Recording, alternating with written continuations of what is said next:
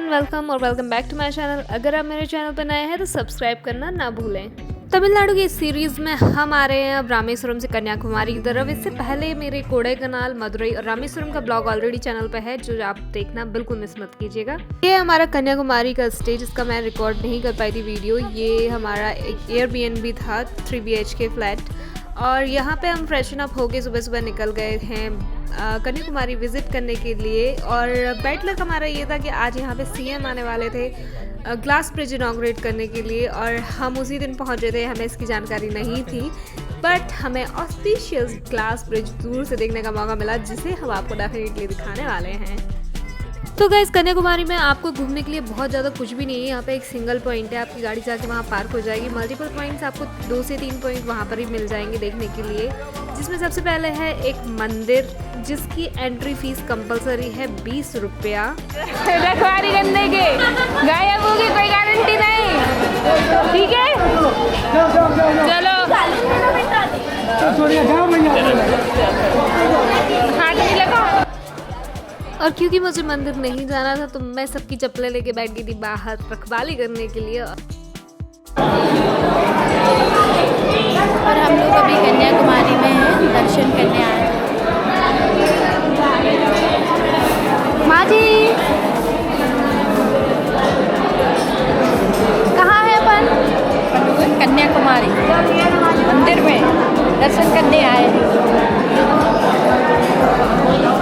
कन्याकुमारी का point start होगा इस मंदिर से, जहाँ पे भीड़ ऑब्वियसली रहेगी, क्योंकि सिंगल पॉइंट ही है यहाँ पे विजिट करने की, जहाँ पे कंपलसरी आपको 20 रुपये दे के ही एंट्री मिलेगी, जो कि मुझे कुछ ओके चीज़ नहीं लगी। आपको मंदिर जाने के लिए कंपलसरी 20 रुपये देना ज़रूरी है, बिना टिकट के आपको एंट्री नहीं मिलेगी। ये है इस मंदिर के भगवान जी, आप यहाँ से दर्शन कर सकते हैं।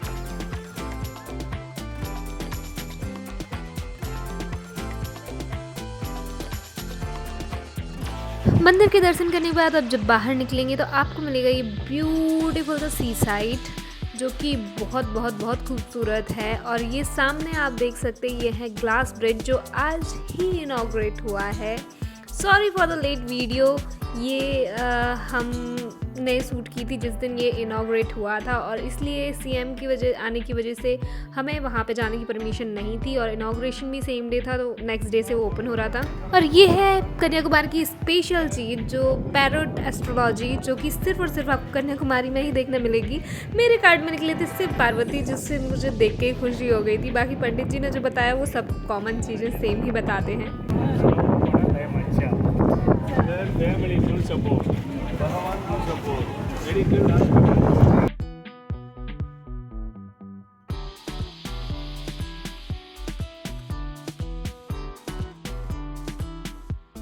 ये एस्ट्रोलॉजी जानने का अमाउंट था 50 रुपीज़ ओनली, जिसमें मुझे पैरट खिलाने का भी मौका मिल गया था, जिसने मुझे बहुत काटा। क्या? नेक्स्ट फिर मेरी सिस्टर इन लॉ ने भी कार्ड निकलवाया, जिसका आया था देवी जी की फ़ोटो। और बट दोनों अलग अलग पंडित थे, और दोनों ने अलग अलग तरीके से सेम चीज़ बोल दी। कन्याकुमारी देवी सपोर्ट आया, भगवान सपोर्ट आया। पैरोट एस्ट्रोलॉजी से भविष्य देखने के बाद हम आ गए थोड़े और आगे, और ये बनी थी स्टेप बाय स्टेप, जहाँ पे हम बैठ के स्नैक्स कर सकते थे। खाने पीने की सामान भी यहाँ पे था, एक चौपाटी टाइप की थी। यहाँ पे जितने भी पार्क वगैरह थे सारे कुछ बंद करके रखे थे, वरना मैं आपको वो भी दिखा देती। तो हमें घूमने का मौका इतना ज़्यादा नहीं मिला। सब बंद करके रखा, tsunami park.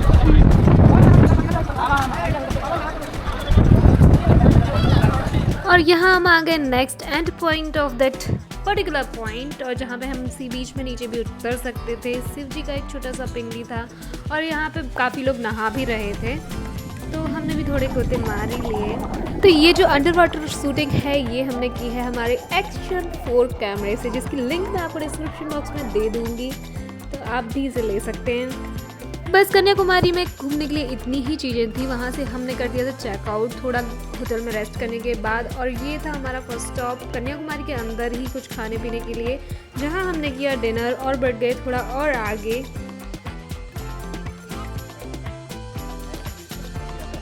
And with this, we are saying goodbye to Tamil Nadu and goodbye to 2024 क्योंकि नेक्स्ट डे है न्यू ईयर और हम काटने वाले हैं केक हाईवे पर। एग्जैक्ट 12 बजते ही हमें दिखा एक पेट्रोल पंप जहाँ पे और भी बसेस और ट्रैवलर्स रुकी हुई थी केक कट करने के लिए, तो हम भी रुक गए वहाँ पर और हमने किया हमारा cake cut. Happy new year.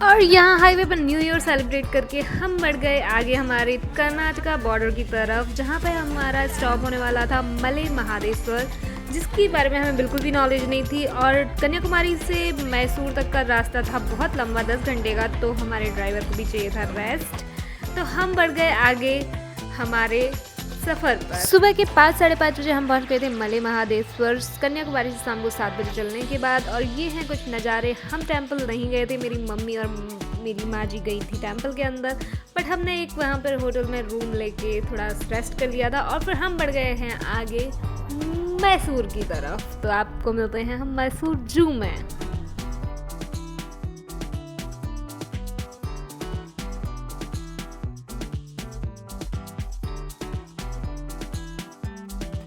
तो गाइज हम पहुंच चुके हैं मैसूर जू में और चूंकि ये है न्यू ईयर तो यहाँ पे भीड़ थी अपरंपार और ऐसे ही भीड़ में हमें करना था दर्शन जानवरों के।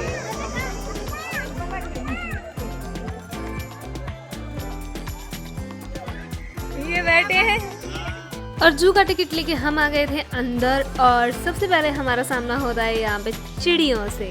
तो आपको बहुत ही वाइड वैरायटी ऑफ चिड़ियाँ यहाँ पे देखने की मिल जाएंगी, जैसे कि तोते, रंग बिरंगे तोते, मोर और पता नहीं क्या क्या।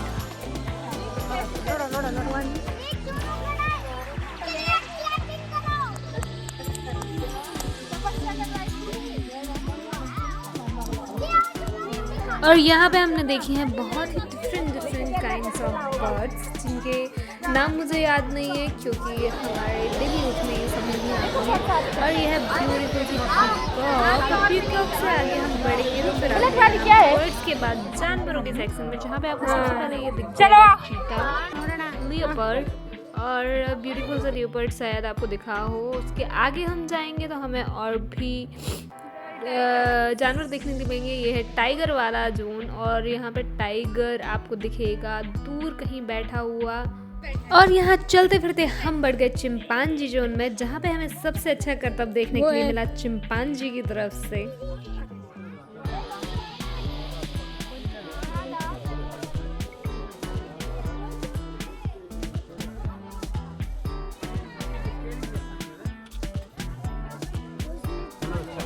तोता कैसे बोल रहा था तोता?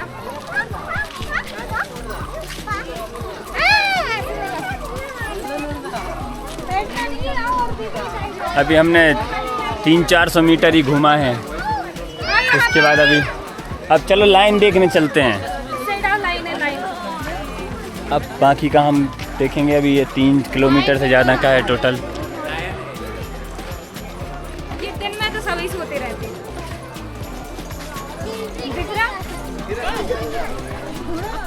और ये है यहाँ का मैप पूरे जू का, कहाँ पे आपको क्या चीज़ मिलेगी। मल्टीपल जगह पे रेप्लिकेट भी करके रखे हुए हैं जानवर, चिंपांजी 2 से 3 जगह पे भी मिल जाते हैं। जैसे कि फिर से एक और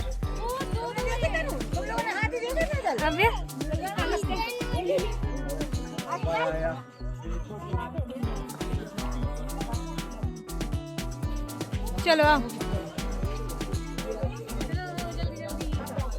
कहाँ है? हाँ वो ही है। नहीं आ गया वो पोज देना है। ಬೇಗ ಬನ್ನಿ ಬನ್ನಿ ಬನ್ನಿ ಹಾಯ್ ಚೆನ್ನಾಗಿದೆಯಾ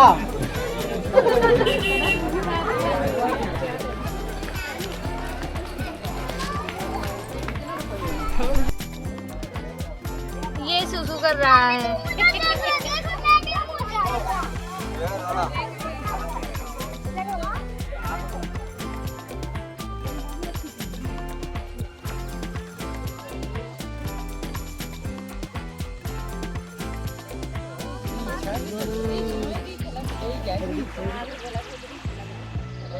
भालू है भालू, देखिए ब्लैक कलर के।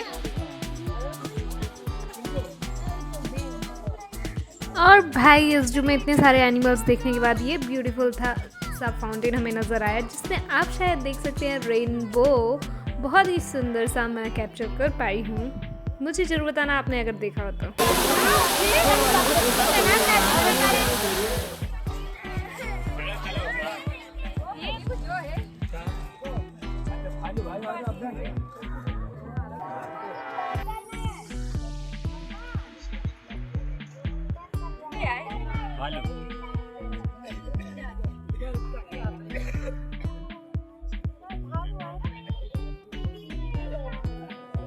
और काफ़ी जानवरों को देखकर हम बढ़े थोड़े और आगे स्नेक्स वाले सेक्शन में, जो कि है जू के एंड में। और ये पूरा ट्रैवल पाथ था ऑलमोस्ट 2.5 किलोमीटर्स का, जिसे हमने पैदल कवर किया था।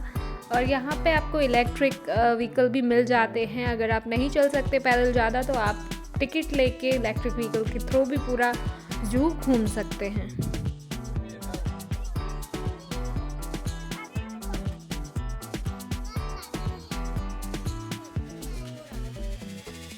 और यहाँ पे हमने देखे बहुत ही वाइड वैरायटी ऑफ स्नेक्स, जो कि आप भी देख ही रहे हैं।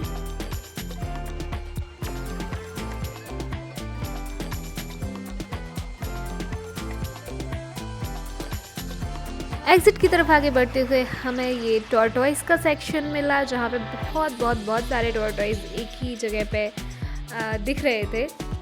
और भाई ऑब्वियस सी बात है, इतना ज़्यादा बच्चे नहीं चल सकते, तो एमी हो गई थी परेशान चलते चलते, तो उसे मैंने टांग दिया था अपने कंधे पर। देखो एमी, एमी इतना बड़ा। वाव एमी इतना बड़ा। चल अब चल, एमी पकड़ो मुझे। और यहाँ पे बस फाइनल एनिमल था जिराफ, जिसे देख के हमने कर लिया था एग्जिट जू से और निकल पड़े थे हम ब्यूटीफुल से मैसूर पैलेस के लिए।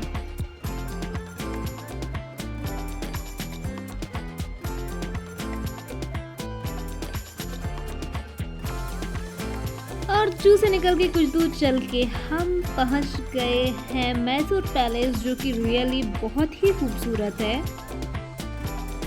120 रुपीज।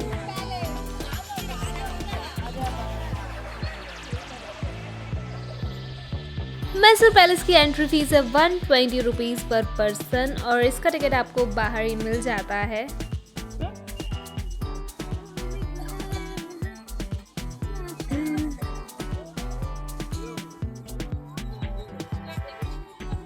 और जिस साइड से एंट्री होती है पैलेस में, उस साइड आपके शूज़ रखने की व्यवस्था ऑलरेडी अवेलेबल है, तो यहाँ वहाँ चप्पलें ना उतारें और एंट्री पॉइंट पर आके चप्पलें जमा करके आगे बढ़ जाएं। ये है पैलेस का एंट्री पॉइंट, और यहाँ से अब 2 फ्लोर हैं इस पैलेस में विज़िट करने के लिए। आर्किटेक्चर बहुत ही शानदार है इस पैलेस का, तो आप आके ज़रूर देख सकते हैं। ये कुछ पुराने राजा महाराजाओं के सिंहासन हैं, उनके दरबार हैं, तो ये कुछ बाहर देखने के लिए चीज़ें रखी हुई थी। तो ये है यहाँ पर ग्राउंड फ्लोर पे अंदर जाने की एंट्री, और ग्राउंड फ्लोर से आप जब आ जाएंगे तो आपको फिर फर्स्ट फ्लोर पर भेजा जाएगा।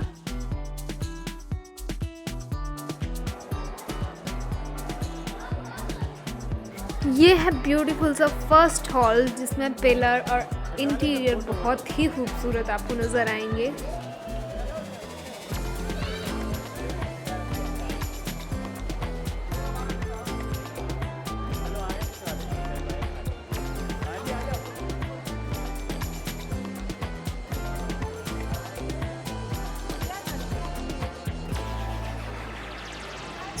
beautifully captured by Adi. All pillars aligned.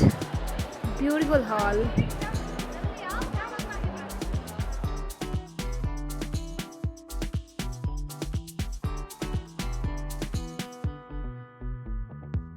और यहाँ है राजाओं महाराजाओं की कुछ photos, that means photo gallery.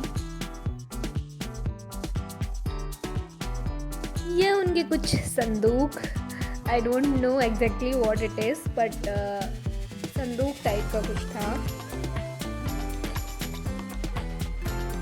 ये है इस महल का सेंटर पॉइंट जो ऊपर से कवर्ड था, क्योंकि कबूतर यहाँ पे बहुत ज़्यादा है, शायद उनसे बचाने के लिए। तो ये है पूरा सेंटर पॉइंट जो कि हर गेट को कॉमनली जोड़ता है इस महल के।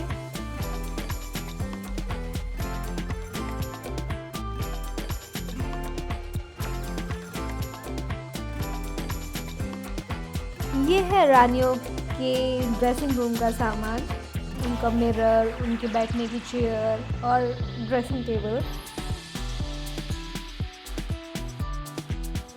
यहाँ पे मेरी प्यारी सी माँ जी थक हार कर बैठ गई थी, संग में मेरी सिस्टर इन लॉ और डैडी भी यहाँ पर बैठे हुए थे, क्योंकि ये था लास्ट डे ऑफ ट्रिप। तो सब बहुत ज़्यादा थक चुके थे, क्योंकि उन्हें पता था अब घर पहुँचने वाले हैं, तो ऑलरेडी लेजीनेस सब में आने लगी थी। तो हमने जल्दी जल्दी से घूमा मैसूर पैलेस और फिर हम आगे बढ़े हमारे घर के लिए। तो ये हमारा ग्राउंड फ्लोर हो गया है कंप्लीट। अब हम बढ़ेंगे हमारे फर्स्ट फ्लोर की तरफ पैलेस के। बहुत ज़्यादा अच्छा। कैसा लगा?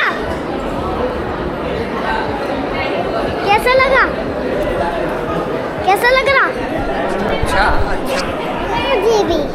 कैसा लग रहा? बढ़िया अच्छा। तो यहाँ पे बच्चों के हाथ में लग गया था कैमरा थोड़ी देर के लिए। और ये देखिए फर्स्ट फ्लोर पर बहुत ही शानदार पैरेलल पिलर का कॉन्सेप्ट, जो कि मुझे बहुत ही सुंदर लगा।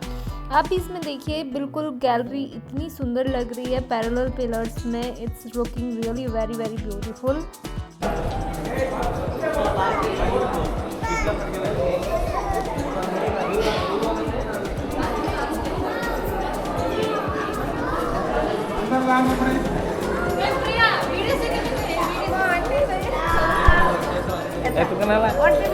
और बस मैसूर पैलेस हमने ऑलमोस्ट घूम लिया था पूरा। फर्स्ट फ्लोर से नीचे उतर के हम आ गए थे और निकल आए थे बाहर हम मैसूर पैलेस के।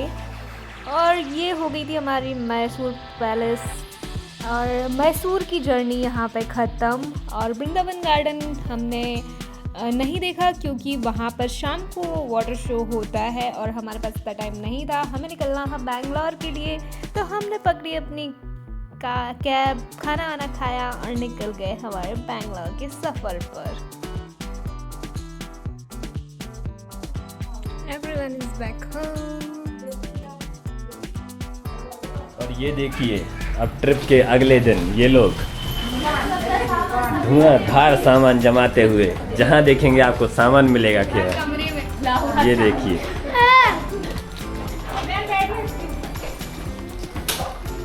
सामान ही सामान, सब जगह सामान।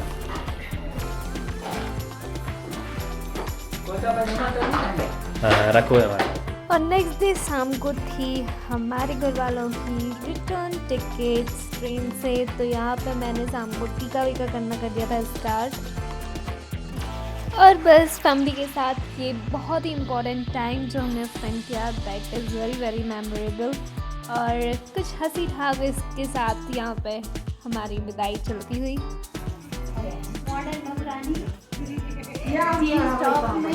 हल्दी माहौर करती हुई एमी की एक और मॉडर्न बहुरानी जीन्स टॉप में हल्दी माहौर करती हुई। क्यों एक और सैंडल?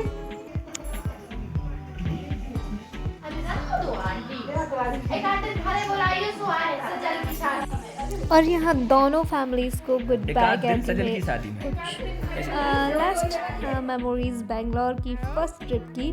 सो मिलते हैं अब आपसे हम नेक्स्ट ब्लॉग में कुछ अतरंगी से चीज़ों के साथ। तब तक के लिए बाय बाय, सब खैर। सब्सक्राइब करना ना भूलें। Thank you.